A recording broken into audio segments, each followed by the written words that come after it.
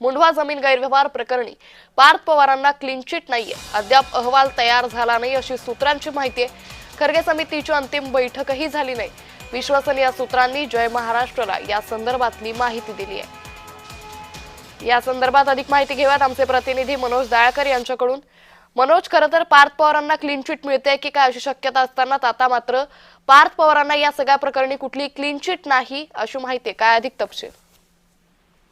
बरोबर, या ठिकाणी आपण 300 कोटीच्या मुंढवा जमीन घोटाळा प्रकरणी पार्थ पवार यांच्यावरती गुन्हा झालेला होता आणि आपण त्यांना क्लीन चिट दिली गेली असं समजलं गेलं होतं। पण आता अशी माहिती समजून येते सूत्रांच्या माहितीनुसार की पार्थ पवार यांना कुठेही क्लीन चिट ही दिली गेलेली नाही आहे। अद्याप अहवाल हा तयार झालेला नसल्याची माहिती सूत्रांकडून मिळालेली आहे आणि राज्य सरकारकडे अद्यापही अहवाल सादर झालेला नाही आहे आणि अहवाल अंतिम करण्यासाठी अद्याप खर्गे समितीची अंतिम बैठक ही झालेली नसल्याची माहिती सूत्रांकडून ही मिळत आहे। पण या ठिकाणी आपण पार्थ पवार यांना क्लीन चिट दिली गेली असं सांगितलं जात होतं, पण अद्यापही आपण या ठिकाणी अहवाल अंतिम करण्यासाठी अद्याप खर्गे समितीची कोणतीही अंतिम बैठकही झालेली नाहीये। त्यामुळे पार्थ पवार यांना कुठेही क्लीन चिट दिलेली गेलेली नाही आहे। अद्यापही अहवाल हा तयार झालेला नाही आहे आणि राज्य सरकारकडे तो सादर झालेला नाहीये। त्यामुळे जो आपण क्लीन चिट